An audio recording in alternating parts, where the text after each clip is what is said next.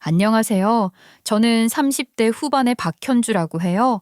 여러분은 양의 탈을 쓴 늑대를 만난 적이 있으신가요? 살다 보면 어느 무리에나 숨은 늑대가 있다는 걸 알게 되기도 하고 그런 늑대의 발톱에 핥힘을 당하기도 하고 그러는 거겠죠. 직장이나 친구, 심지어 가족 안에서도 발톱을 숨긴 늑대가 있을 수 있다고 생각해요. 순진하고 한없이 착해 보이지만 친절과 선의로 위장한 발톱을 숨긴 늑대, 그들에게 현혹되어 많은 것을 잃은 사람들도 많을 거예요. 그런 양의 탈을 쓴 늑대를 알아볼 수 있는 방법은 없을까요? 그런 방법이 있다면, 그런 방법을 제가 조금 일찍 알았더라면 겪지 않아도 됐을 일들을 겪고 난 이야기를 하려고 해요. 자기 이익을 위해서 타인의 친절, 나아가 진심을 이용하는 나쁜 늑대들, 지금 이 방송을 들으시는 분들 중에 그런 늑대는 없을 거라고 확신합니다. 이 채널은 착한 분들이 구독하고 있다는 걸 제가 좀 알거든요. 그럼 착한 여러분들을 믿고 제 이야기를 털어놓아 볼게요. 저는 30대 중반에 지금 남편과 결혼했어요. 첫 결혼을 집안에서 원하는 상대와 했었는데 얼마 못 가 남편이 외도를 했고 시댁과 남편 쪽에서 돈을 들이대며 용서해 주기를 바랐지만 저는 그런 식으로 참고 넘길 수 없었기에 이혼을 선택했죠. 아이도 없었으니 고민할 것도 없었어요. 이혼 후 한동안은 재혼 같은 거엔 관심도 없었고 주변 친구들이나 부모님께도 재혼 생각 없다고 공공연하게 말했었는데 이혼한 지 4년쯤 됐을 때 호감 가는 사람이 생긴 거예요. 저는 그 사람과 재혼하고 싶다고 부모님께 말씀드렸죠. 그 사람은 저보다 2살 연상이었는데 10대 때 사고 쳐서 낳은 아이를 혼자 키우고 있었거든요. 게다가 그 아이는 선천성 비골무형성증이라는 병을 앓고 있었는데 그로 인해 한쪽 다리를 포기해야 했다고 해요. 애 엄마는 그런 아이를 두고 도망간 지 오래고 시모와 남편이 아이를 키운 거죠. 한쪽 다리를 잃고 의족을 하고 다녀야 했으니 누가 봐도 장애인인 것이 표시가 났거든요. 그런 아들을 키우고 있으니 재혼이 쉽지 않았고 그렇게 혼자 10년 훌쩍 넘는 시간 동안 아이를 키워온 거였어요. 저는 그런 남편이 존경스러웠고 끝까지 아들을 책임지는 모습이 멋있었어요.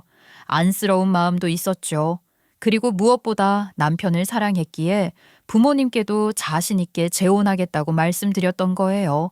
그러나 부모님은 당연히 심하게 반대를 하셨습니다. 장애인 아들을 둔 것도 모자라서 그래, 그건 그렇다고 치자. 그러면 그런 단점을 극복할 만큼 다른 조건이 뭐라도 하나 괜찮은 게 있어야 할 거 아니야. 이거는 뭐 봐줄 수 있는 게 하나가 없어. 네가 왜 그런 불구덩이에 들어가겠다는 거야, 응? 엄마 말이 맞다. 네가 이혼을 한 번 했다고 하더라도 아이 그게 요즘 흠도 아니고 애도 없고 이렇게 젊은데 연하 이웃남이랑 재혼하는 이혼녀도 얼마나 많으냐.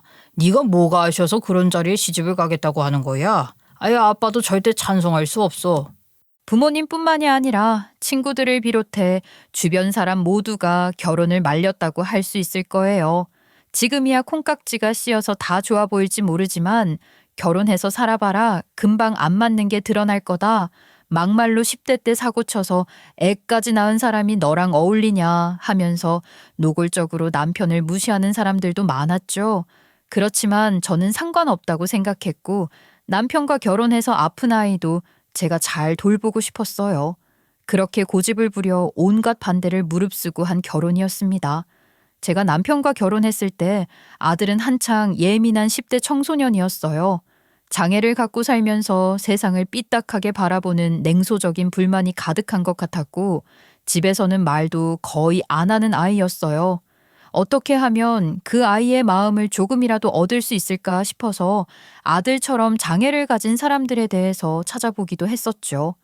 저는 아들에게 용기를 주기 위해 아들과 비슷한 어려움을 겪었지만 용감하게 극복한 사람들의 이야기를 해줬어요. 2다리가 형성되지 못한 차에 태어났음에도 세계 패럴림픽 육상대회에서 우승한 블레이크 리퍼, 8다리가 없음에도 불구하고 장애를 극복하고 사람들에게 희망을 주며 살아가는 닉 부이치치, 그리고 제가 좋아하는 멕시코 화가인 프리다 칼로의 이야기도 해줬답니다.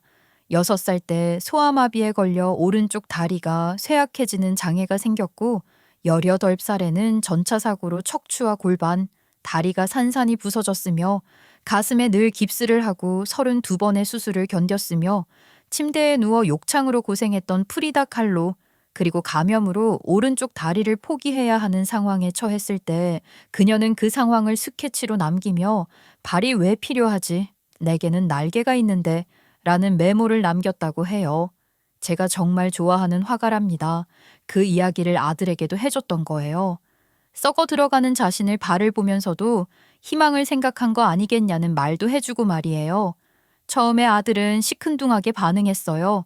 그래서 뭐 어쩌라는 거냐 식이었죠.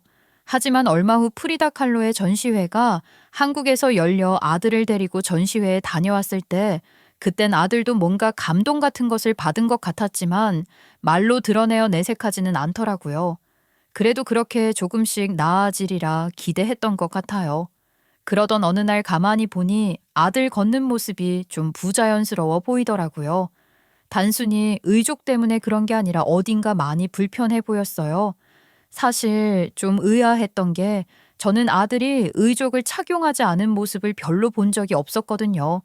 유튜브 같은 데 찾아보니까 의족을 한 장애인들도 집에서는 의족이 불편해서 그러는지 지팡이나 휠체어랑 병행하는 경우가 많은 것 같던데 저희 아들은 집에서도 제 앞에서는 항상 의족을 착용하고 있었거든요. 분명 불편해 보이는데도 말이에요. 물론 아들도 샤워를 하거나 잘 때는 빼놓고 그러겠지만 제가 아들 자는 모습이나 샤워하는 모습을 볼 일이 뭐가 있겠어요? 저는 아침에 아들 깨울 때도 항상 노크를 하고 들어갔고 알겠다고 하면 답만 듣고 일부러 들어가지 않았어요. 다 큰 고등학생 아들이니 더 조심스러웠던 것 같아요. 그래서 굳이 아들이 의족을 벗은 모습을 보려고 하지 않았는데 그렇게 불편해 보이는 모습을 보니 안 되겠더라고요. 그래서 아들에게 의족이 어디가 불편하냐며 좀 보자고 했죠. 그랬더니 아들이 머뭇거리더니 의족을 벗고 처음으로 저에게 맨다리를 보여준 거예요. 그 부분을 자세하게 보는데 정말 깜짝 놀랐어요. 세상에 아들 무릎과 다리를 절단한 환부에 굳은 살이 크게 생겨 있더라고요. 그렇게 큰 굳은 살이 생길 정도니 얼마나 아팠겠어요. 그러니 잘못된 자세로 걸었던 거더라고요. 아니 이렇게 될 때까지 세상에 언제부터 이랬던 거야? 얼마나 불편하고 아팠니? 왜 진작 말하지 않았어? 응? 이렇게 계속 두면 무릎이나 골반, 허리에도 무리가 갈 텐데 어쩌려고 그랬던 거야? 이러다 정말 큰일 나겠다. 얼른 엄마랑 병원에 가자. 아니에요. 지금 이러다가 또 괜찮아져요. 신경 쓰지 마세요. 병원 안 가도 정말 괜찮아요. 아들을 데리고 병원에 가려고 했지만 아들은 한사코 괜찮다고 하는데 아무래도 병원비나 새로운 의족을 맞춰야 한다면 발생하는 비용 때문에 그러는 눈치였어요. 그래서 저는 남편에게 상의를 했죠. 여보, 우리 아들 의족이 안 맞아서 절단한 환부에 굳은 살이 생겼더라. 아무래도 의족이 잘 안 맞는 것 같아. 새 의족을 맞춰줘야 할 것 같아. 굳은 살이 생겼어? 그놈이 그러고도 아무 말을 안 했... 못했을 거야. 다 내 잘못이야. 이게 다 내가 못난 탓이라고. 남편은 갑자기 눈물을 흘리면서 자책을 하는 거예요. 처음엔 너무 놀랐는데 얘기를 들어보니 남편 입장에서는 마음이 많이 아팠을 것 같더라고요. 이게 의족이라는 게 생각보다 비싸서 국가에서 지원을 받는다고 해도 좋은 품질의 의족을 하려면 꽤 많은 돈이 든다고 하는 거예요. 남편이 식당 주방장으로 일해서 돈을 벌고는 있지만 식당이 그리 규모가 큰 곳도 아니고 월급이 많지도 않으니 그 벌이로 장애인 아들을 부양하는 게 쉽지 않았던 거죠. 우리 형편이 빤하니까 그놈도 그걸 잘 알고 있어서 나한테 일부러 말을 안 한 걸 거야. 못한 거지. 지 아버지 주머니 사정을 누구보다 잘 아니 말이야. 그 착한 놈이 어릴 때부터 그랬거든. 내가 경제적으로 부담스러워 할까봐 필요한 게 있어도 말을 안 해. 그놈이 그렇게 착한 놈이야. 그 착한 놈을 내가 제대로 보살펴주지도 못했으니 이게 다 능력 없는 내 잘못이 아니고 뭐겠어. 그런 남편을 보니 남편도 짠하고 아들을 생각하면 아들도 딱하고 마음이 참 그랬어요. 그래서 제가 아들한테 가서 말했죠. 아들, 엄마가 그 정도는 해줄 수 있어. 엄마가 우리 아들 의족 하나 못 해주겠어? 엄마 모아놓은 돈 있으니까 걱정 마. 돈이 없어도 어디 가서 뭘 해서 벌더라도 해줄 수 있으니까 엄마만 따라오면 돼. 알겠지? 그렇게 큰 소리 치면서 데려갔고 아들 상태에 꼭 맞는 새로운 맞춤형 의족을 만들어줬어요. 비용이 많이 들긴 했지만 돈이 문제가 아니라고 생각했고 그걸 여태 감추고 혼자 힘들었을 걸 생각하니 마음이 아파서 눈물이 나더라고요. 그런데 제가 우는 걸 보더니 아들도 그제야 눈물을 터트리면서 고맙다고 하는 거예요.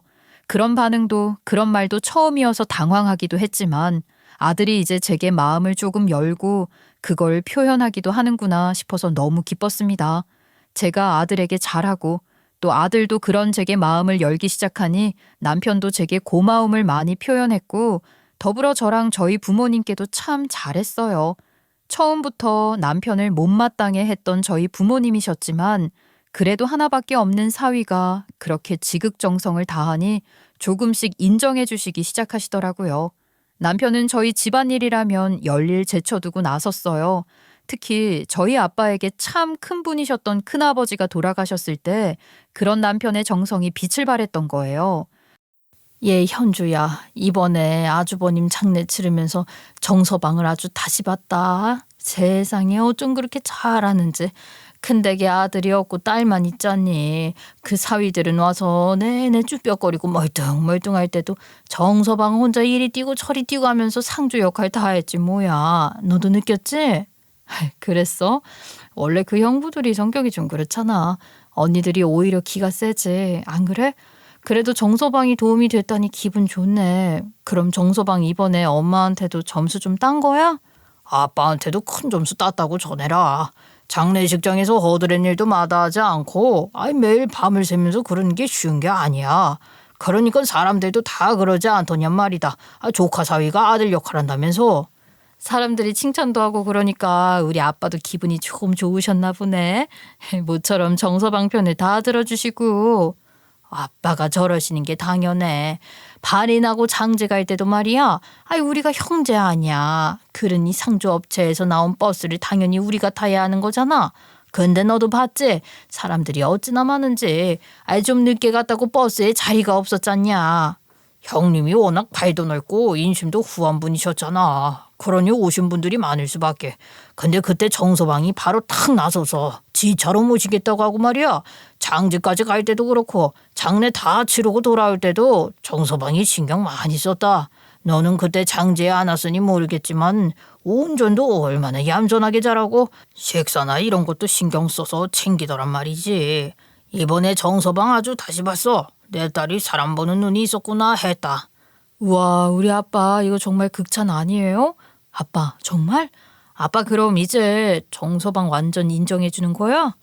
아니 그럼 내 딸이랑 살림 차려 살고 있는 놈을 인정 안 해주면 어쩔 거야. 너도 이제 마음 편하게 남편한테 잘하면서 살아. 괜찮은 놈인 것 같더라.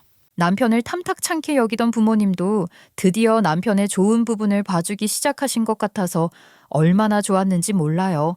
세상에 부러울 게 하나 없었고 더 갖고 싶은 것도 없었던 것 같아요. 정말 행복했었어요. 남편이 음식점 주방에서 월급쟁이 주방장으로 일하고 있었다고 했잖아요. 대부분 음식하는 사람들이 그렇듯이 남편도 오너 셰프로 자기 음식점 차리는 게 꿈이었어요.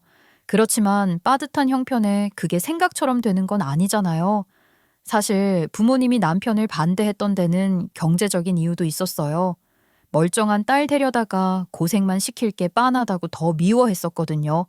그런데 남편이 변함없이 제게 잘하고 또 부모님께도 정성을 다하니까 아빠가 큰 결심을 해주셨던 거죠. 목돈을 지원해 주시며 입지 좋은 곳에 남편 식당을 차려주신 거예요. 남편은 꿈을 이뤘다며 정말 좋아했고 자기 식당을 갖게 되니 더 열심히 일하더라고요. 정말 밤낮 가리지 않고 일한다는 말이 뭔지 몸소 보여줬어요. 덕분에 식당도 자리를 잘 잡고 어느 정도의 매출을 꾸준히 내게 된 거죠. 남의 식당에서 월급쟁이로 벌 때는 아무리 열심히 해도 정해진 월급밖에 못 받았고 그 또한 변변찮은 액수였는데 자기 가게를 하면서 열심히 하면 한 만큼 매출이 눈에 보이게 잘 나오기도 하니까 그 재미에 더 열심히 하는 것 같았고 제게도 고마워했어요.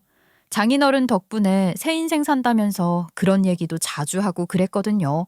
그런데 시간이 지날수록 점점 변해가는 모습을 보이기 시작하는 거예요. 늘 고맙다고 하고 항상 다정하게 저를 먼저 챙기던 남편이 언젠가부터 저를 대하는 태도가 차가워진 것 같았고 급기야 지적질까지 하더라고요. 아이, 집이 이게 뭐야? 여편 내가 집에서 살림만 하면서 그것도 하나 똑바로 못해? 좀 깔끔하게 해놓고 살 수는 없어? 음식 맛은 또 이게 뭐야? 평생 남의 입에 들어갈 음식 만드는 남편한테 이렇게밖에 못해? 그전까지는 간섭이라고는 안 하던 살림살이도 사사건건 지적을 하고 전에 없이 음식 타박까지 하더라고요. 거기서 끝이 아니었어요. 그리고 당신도 이제 나이를 그만큼 먹었으면 화장도 좀 하고 말이야. 양심 없어? 그런 얼굴로 돌아다니는 걸 민폐라고 하는 거야. 아줌마인 거 자랑해. 자랑할 게 없어서 그런 걸 자랑하냐고. 아니 정말 요즘 대체 왜 그래? 나한테 무슨 불만 있어? 할 말 있으면 해. 이런 식으로 사람 괴롭히지 말고. 대체 왜 그러는 건데? 내가 뭘 잘못했다고 이래. 시도 때도 없이 투덜대고 비아냥거리기까지 하는 남편을 참을 수가 없어서 몇 번쯤은 그렇게 따져 묻기도 했지만 남편은 속 시원히 말해주는 게 없었어요. 그러니 제가 알아서 남편의 마음을 이해하고 알아줘야 했죠. 한창 일에 몰두해서 예민해진 거라고 이해하려고 했고 몇 번이나 그렇게 넘겼는지 모릅니다. 그런데 제일 화가 났던 건 아픈 아들을 저한테만 맡기는 거였어요. 이건 저한테 아들을 떠넘겨서 그게 싫다는 게 아니라 물론 그런 것도 있지만 자기 아들을 나 몰라라 하는 그 태도에 화가 났던 게 컸던 것 같아요. 화가 났고 또 많이 실망했던 거죠. 애초에 제가 남편에게 반했던 게 아들에게 책임을 다하는 모습이 멋있었던 거잖아요. 그런 남편의 모습은 찾아볼 수가 없게 됐더라고요. 그게 너무 실망스러웠던 것 같아요. 한 번은 아들 몸이 또 좀 안 좋아져서 같이 병원에 좀 가자고 했더니 남편이 한다는 소리가 아이씨 또 돈 들어가게 생겼네. 그놈의 병원 한 번 갔다 오면 대체 얼마가 깨지는 건지. 에휴. 그러면서 카드를 툭 던져주더라고요. 그땐 진짜 못 참겠던 거죠. 내 아들이야? 당신 아들 아니야. 어떻게 이렇게 무심할 수가 있어. 어디가 어떻게 아픈지 궁금하지도 않아? 카드 달랑 던져주면 끝이냐고. 정말 너무하는 거 아니야. 당신 정말 왜 이렇게 변했니? 무슨 소리 하는 거야. 어디가 어떻게 아프고 말고 가네. 치료하려면 돈이 제일 중요한 거 맞지 뭘 그래. 돈 걱정을 안 하니 별소리를 다 하네. 그 돈 걱정 안 하게 내가 돈 벌어오잖아. 하루 종일 불 앞에서 힘들게 일해서 돈 벌고 가장 노릇 다 하고 있는데 이런 건 당신이 좀 알아서 하면 안 돼? 누가 몰라? 치료하려면 당연히 돈이 들어가는 거지. 그렇지만 돈이 전부가 아니잖아. 아들이 아프다고 하는데 관심도 없고 돈이나 대주면 그만이라는 식으로 말하는 게 화가 난다는 거야. 그러니까 내가 돈을 벌어오니까 신경 쓰고 그러는 건 당신이 좀 알란 말이야. 당신 만날 그러잖아. 우리 아들 마음으로 난 진짜 당신 아들이냐 어쩌네 그러면서. 아니야? 다 말로만 그런 거야? 지금 내 아들 네 아들 따지는 거야. 그거야말로 너무한 거 아니냐고. 그러면서 도리어 저를 죄인 나쁜 계모로 몰아가는 거예요. 그 소리까지 들으니 뚜껑 열리더라고요. 지금 내 마음에 대해서 진정성 의심하는 거야? 나 정말 못 참아. 내 아들 데려와서 물어봐. 당신이 애한테 신경 쓴 게 언제가 마지막인 줄이나 알아? 애가 무슨 생각을 하면서 사는지 관심도 없지. 아들한테 아빠 역할이라는 게 따로 있는 건데 누가 누구더러 너무한다고 하는 거야. 어? 그렇게 막 소리 질렀어요. 그런데도 남편은 눈 하나 깜짝 안 하면서 말하더라고요. 그래, 말 한번 잘했다. 어디 데려와 앉혀놓고 물어봐. 그딴 말 100마디 하는 것보다 돈 잘 벌어다 주는 아빠가 더 좋다고 할 거다.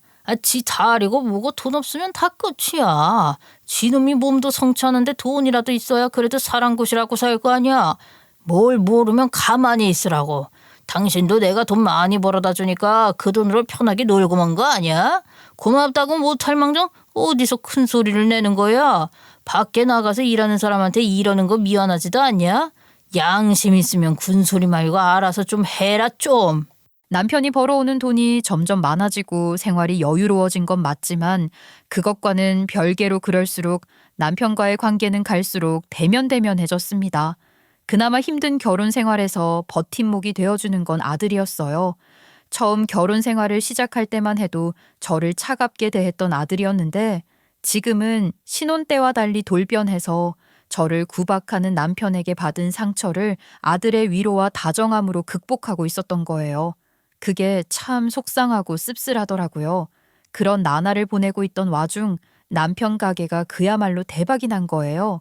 저희 친정아빠 아시는 분의 아들이 방송 PD인데 남편이 아빠에게 부탁을 해서 남편 가게가 방송에 나갔거든요. 그러면서 입소문을 타기 시작하더니 월 매출이 억 단위로 찍힌 거예요.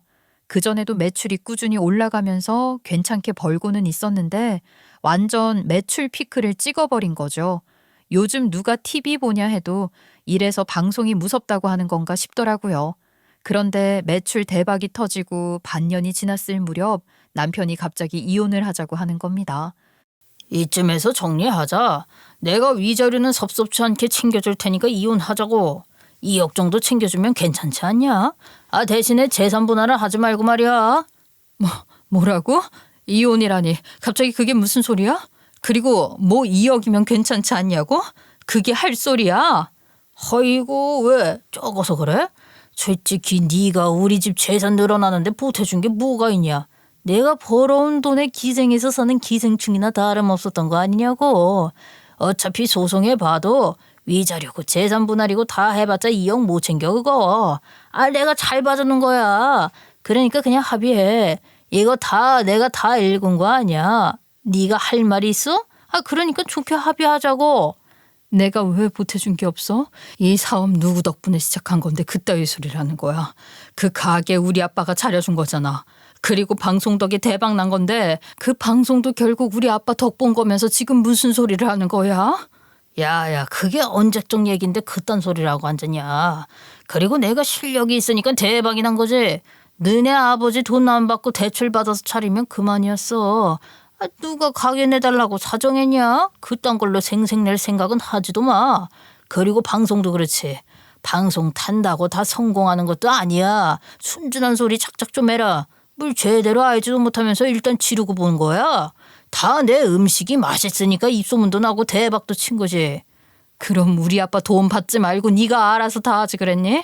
우리 아빠 도움은 있는 대로 다 받아놓고 이제 와서 이런 식으로 말하는 거 정말 치사하지도 않니? 아이고 그래.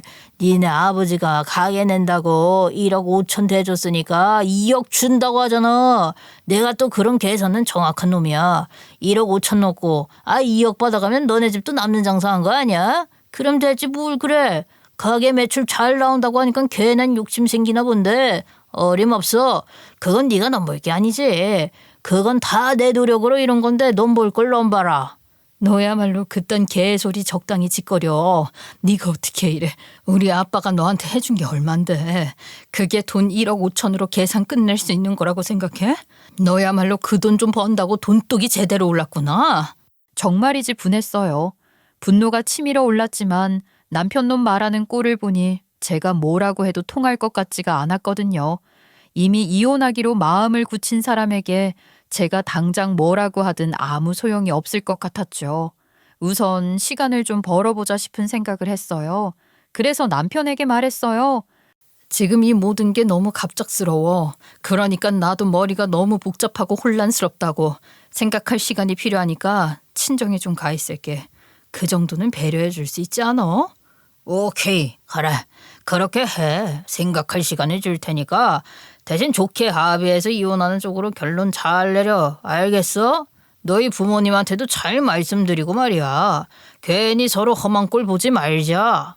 그렇게 친정에서 지내기 시작하고 나서도 어느 정도 시간이 흘렀고 저는 결국 남편과 이혼하기로 결심했습니다. 남편이 말한 조건에 합의했고 협의 이혼으로 마무리했어요. 그렇게 사랑으로 시작했던 두 번째 결혼마저 실패로 끝났고 법적으로도 완벽하게 이혼이 정리가 됐는데 그로부터 얼마 지나지 않아 남편이 저를 찾아와 길길이 날뛰면서 따지는 거예요. 진짜 미친놈이 따로 없더라고요. 야 이 미친년아. 야 이 미친년아. 감히 내 아들을 이용해서 둘이 편먹고 나를 엿먹여? 니년 이혼할 때 뭐라고 했어? 내 아들 진짜 네 아들이라고 생각했기 때문에 이혼해도 내 아들 만나고 챙길 거라더니 그게 내 아들 꼬여내서 지혜비 등쳐먹게 하려는 거였냐? 야, 무섭다. 이 무서운 년. 어떻게 애를 세뇌시켜놨길래 그 자식이 네 년편을 들어서 나한테 이런 짓을 벌이게 해.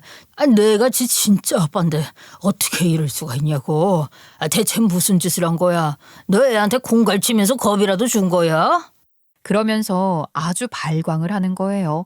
저는 이미 남편이 저를 찾아와 그럴 거라는 것도 다 짐작하고 있었기 때문에 놀랍지도 않고 그저 좀 가소로웠던 것 같아요. 사실 남편이 제게 이혼하자는 말을 하기 전부터 저는 남편이 제게 그렇게 나올 거라는 걸 다 알고 있었거든요. 그걸 제가 어떻게 알았냐고요? 다름 아닌 아들이 제게 와서 얘기해줬기 때문에 안 거예요. 저희 남편 방송 탄 이후 매출 대박이 터지기 시작하니까 욕심이 나기 시작한 거죠. 안 그래도 남편은 돈을 괜찮게 벌기 시작하면서부터 점점 저한테 불만을 품기 시작했다고 말씀드렸잖아요. 근데 거기다가 방송까지 타서 대박이 터졌으니 그러면서 큰 돈을 벌게 되니까 슬슬 다른 생각이 들었던 거예요. 이렇게 돈 잘 버는데 뭐 하러 이 늙은 여편네랑 살까? 더 어리고 이쁘거나 더 조건 좋은 여자를 만날 수 있지 않을까? 설령 재혼을 안 한다고 해도 이 돈이면 달려들 여자들도 많을 테니 즐기면서 살 수 있지 않을까? 그런 생각들을 하기 시작한 것 같았어요. 아들은 제게 남편이 저랑 이혼하려고 한다고 미리 얘기를 해주면서 다른 것들에 대해서도 알려주더군요. 엄마, 아버지가 엄마한테 최대한 재산 안 뺏기려고 온갖 방법을 다 생각하고 있는 것 같아요. 뭘 어떻게 할 수 있는 게 없을까 하면서 계속 그 생각만 한다니까요. 위자료 2억 제시하고 먹고 떨어지라고 하려고 한다면서. 그게 다가 아니야? 뭐가 또 있는 거야? 아버지는 엄마가 2억으로 만족 못하고 재산 분할하려고 소송 걸 수도 있다고 생각하고 그럴 경우도 대비해야 한다고 하셨어요. 아니 그러니까 어떻게든 돈을 적게 주려고 아주 별 생각을 다 하고 있다는 거지? 네. 어차피 집은 월세고 모아놓은 현금 재산도 그리 많지는 않을 거예요. 수익이 나아지고 있었다고는 해도 그렇게 된 게 오래된 것도 아니잖아요. 외할아버지 지인 아들 통해서 방송 타고 대박 터트려서 돈을 긁어모으기 시작한 그 시점부터 아버지가 엄마랑 이혼할 생각을 했으니 쌓인 재산이 많다고 할 수는 없을 거예요. 그렇지. 게다가 그동안 마이너스였던 것들도 메워야 했을 거 아니야. 위자료 명목으로 2억 준다고 한 걸 보면 현금 자산에서 재산 분할할 때 더 떼갈 것도 별로 없다는 걸 거야. 맞아요. 그러니까 높은 재산 가치가 있는 건 대박난 음식점 하나라고요. 재산 분할을 하게 되면 그 음식점의 가치를 측정해서 돈을 나눠주거나 수익금의 일부를 지속적으로 떼줘야 하거나 뭐 그렇게 될 수도 있는 상황이라고 생각하고 아버지가 편법을 쓰려고 해요. 머리를 쓰시겠다. 그래서 너희 아빠가 생각해낸 방법이 뭐라는 거야? 아버지 이름으로 된 식당을 제 명의로 바꾸려고 하세요.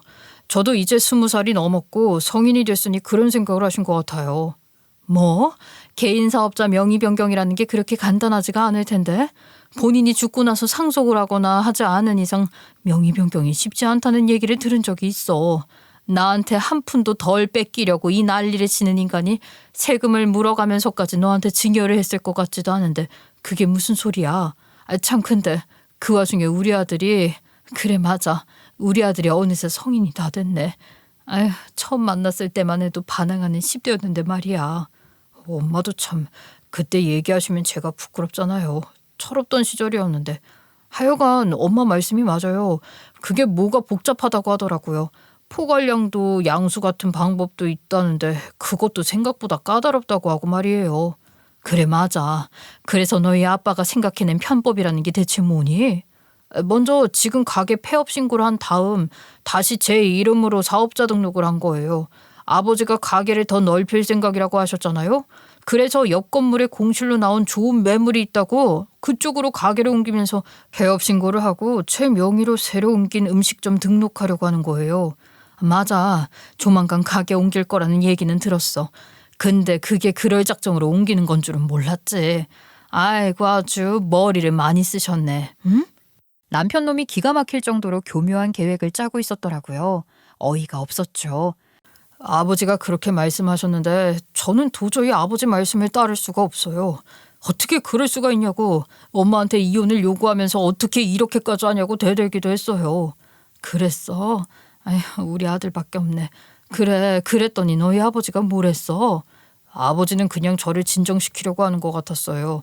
너무 놀라지 마라. 충격받을 것도 없다. 그러더라고요.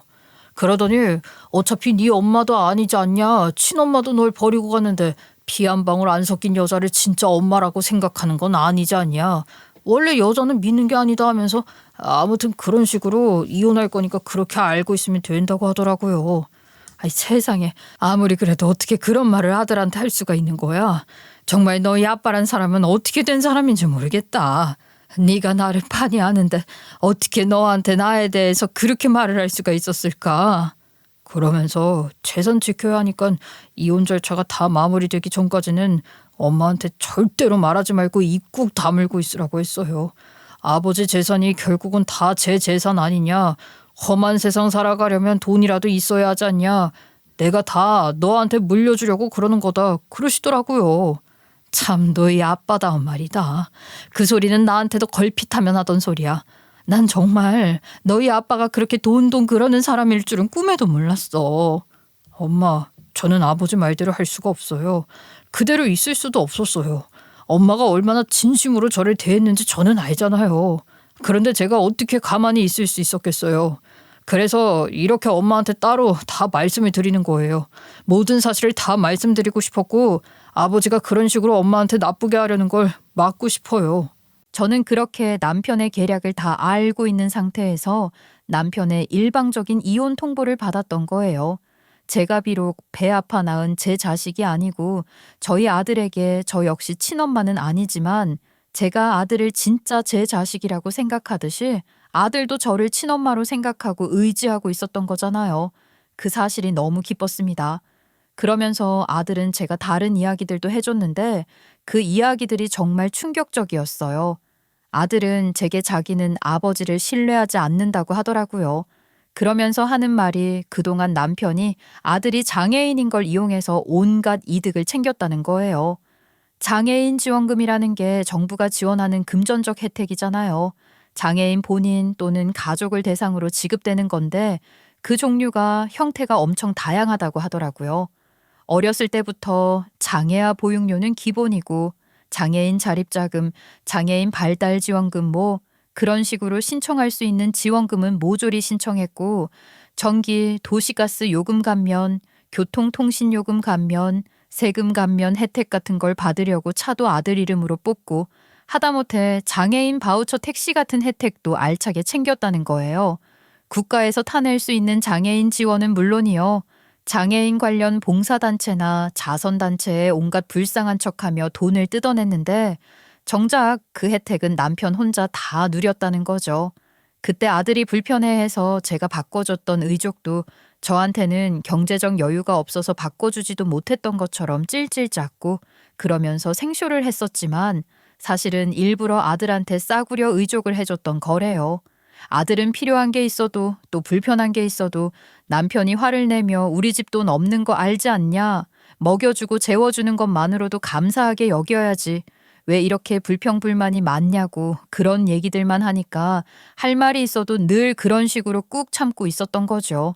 게다가 더 심각한 건 자기를 장애가 있는 아들을 돌보는 세상에 둘도 없이 착하고 순박한 아빠로 포장해서 사람들한테 환심도 사고 그런 식으로 이득도 봤다고 하는 거예요.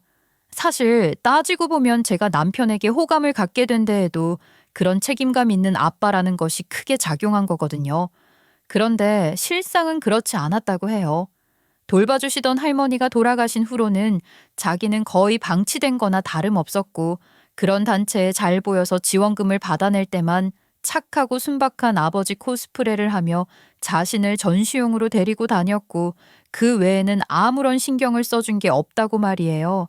그러니 제가 처음 결혼했을 때 아들이 그렇게 냉소적이고 비판적인 생각을 가진 상태였던 거죠. 그렇게 염세적인 생각으로 가득했던 아들에게 제가 나타나 많은 게 바뀌었다고 하네요. 진심이라는 걸 알게 됐고 할머니 이후에 누군가가 그것도 피 한 방울 섞이지 않은 남이나 마찬가지인 제가 자신을 그렇게 위해주는 걸 보면서 감동도 많이 받았고 삶에 대한 태도도 바뀌게 됐다는 하는 겁니다. 그러면서 아들이 제게 한 말을 저는 아직도 잊을 수가 없어요. 엄마, 저는 위선자인 아버지가 너무 싫어요. 저는 엄마를 친엄마로 생각하고 아버지 없이 엄마랑 살고 싶어요. 엄마가 저를 아들로 받아주신다면요. 무슨 소리야. 우리 아들은 이미 엄마 아들이잖니. 네가 나를 엄마라고 불렀을 때부터 넌 이미 내 아들이었어. 그리고 따지고 보면 아버지 가게도 원래 엄마 거인 거나 마찬가지잖아요. 외할아버지가 차려주신 음식점인데 그걸 왜 그 사람이 독차지하려고 하냐고요. 그걸 가만히 두고 볼 수는 없어요. 그래서 아들과 남편 몰래 명의 변경 작업에 착수한 거예요. 저와 아들이 쓴 방법은 이랬어요. 우선 아들은 남편의 요청으로 사업자 신고를 하고 이후에 저와 동업자로 명의 변경을 진행한 거죠. 그리고 일정 기간 경과 후 동업을 해지하기 위해서 사업자 등록 정정을 하면서 아들의 이름을 빼고 완전한 제 명의로 이전을 한 거예요. 실제로 이런 식으로 동업을 하다가 여러 가지 사정으로 동업자 명의 변경이나 해지를 하면서 명의 변경을 하는 경우가 종종 있다고 하더라고요. 그렇게 남편이 아들 명의로 빼돌리려고 했던 가게를 제 명의로 바꿀 수 있었던 겁니다. 남편이 이혼을 요구했을 때도 배신감 느낀 척 혼란스러운 척 하면서 생각할 시간을 달라고 했지만 사실은 그것도 다 계획이 있었던 거였어요. 바로 덥석 순순히 이혼하겠다고 하는 것도 이상한 거고 또 아들과 제가 생각했던 계획이 완전하게 완수될 때까지 그러니까 동업을 해지하고 명예 변경이 가능하기까지 충분한 시간을 끈 거였어요. 이론적으로는 해지하고 명예 변경하는 데 많은 시간이 필요한 건 아닌데 이게 아무래도 어떻게 보면 편법이다 보니 혹시 너무 빠른 시간에 이런 일이 일어나면 조사가 나올 수도 있으니 시간을 끈 거예요. 그러니 남편 입장에서는 아닌 밤중에 홍두깨도 아니고 순식간에 가게도 뺏겨버리고 완전 작살이 난 거였겠죠. 이제 이혼이 마무리된 시점으로 돌아와서 전 남편이라고 표현을 해야 할 것 같네요. 전 남편은 아들 명의로 바꿔놓은 지 가게가 제 명의로 되어 있다는 사실을 알고 제게 찾아와 그 난리를 치고 있는 거예요. 분하겠죠. 그렇지만 그걸 지가 분해하고 원통해 할 일인가요? 저는 남편한테 똑똑히 말했어요. 뭔가 대단한 착각을 하고 있는 것 같은데 말이야.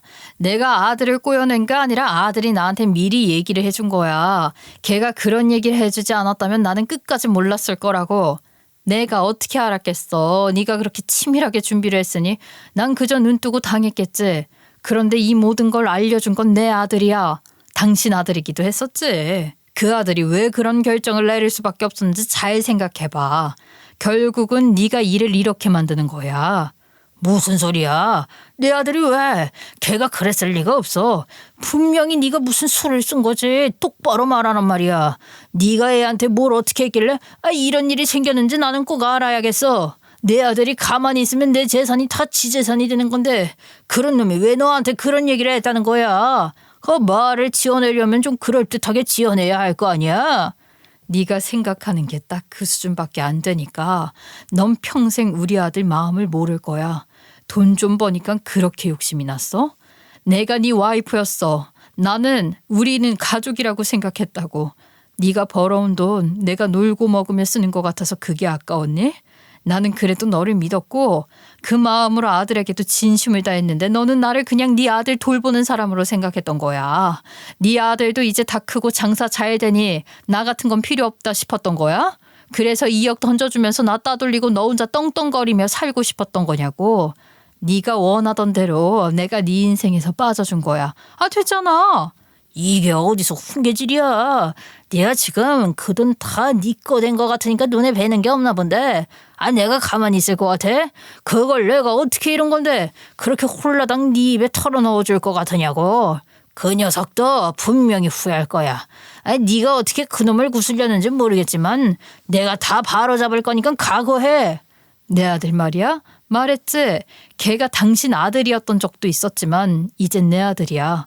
걱정 마. 내 아들은 내가 알아서 잘 돌볼 거니까 장애인 아들 내세워서 또 뭐라도 해먹으려고 머리 굴릴 생각 안 하는 게 좋을 거란 말이야. 걔도 이제 어린애가 아니고 내가 걔 엄마로서 다시는 그런 짓 못하게 막을 거야. 알겠어? 내가 다 안다고. 네가 저지른 일을 내가 다 알고 네 아들이 다 알아. 다 알기 때문에 걔가 나한테 와서 그런 얘기를 한 거야. 네가 더 나쁜 짓 저지르는 건 막으려고 말이야. 이 정도면 알아듣겠니?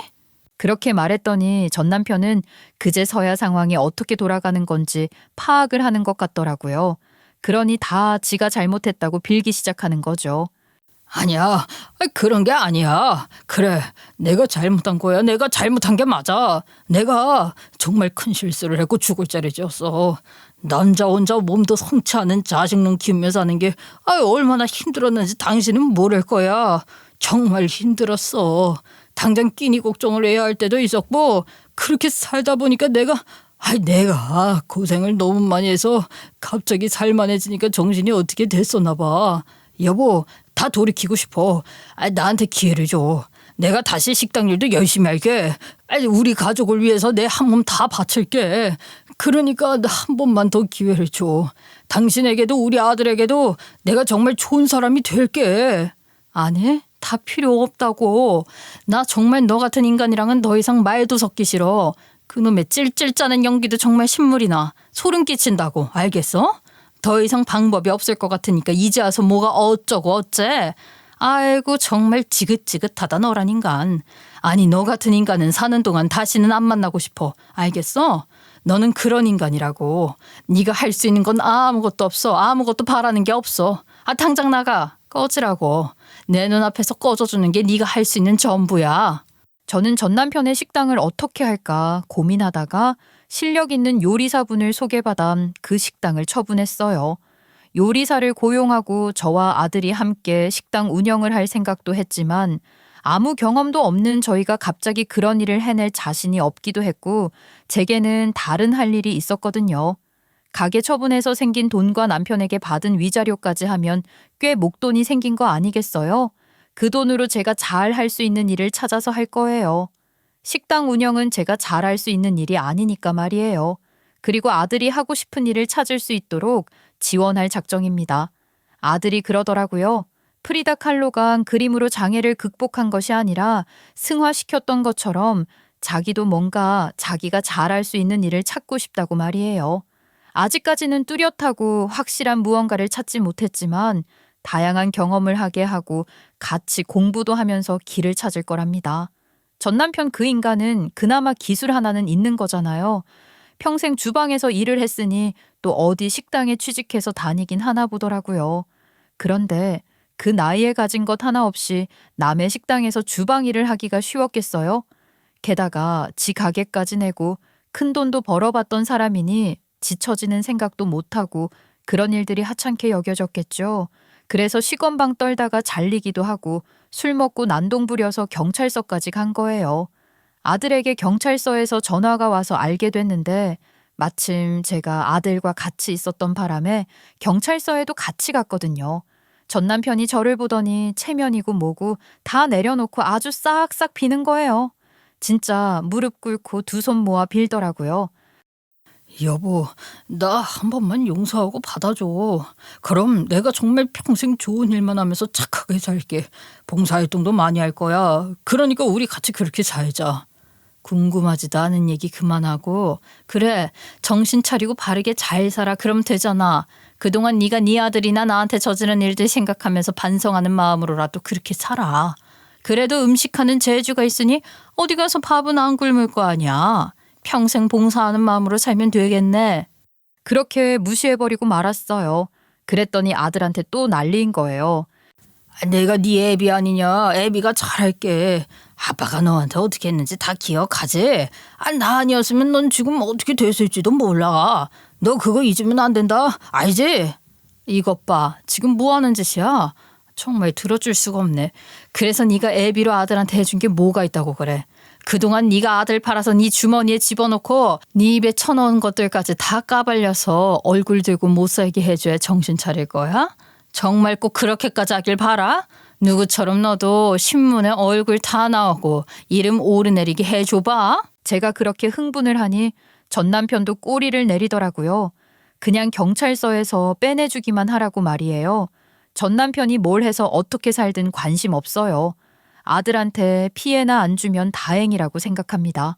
저는 아들과 함께 미래만 생각할 거예요. 그동안 마음고생 많았으니 이제는 꽃길만 걷고 싶거든요. 그러고 싶은 만큼 더 열심히 살 거예요.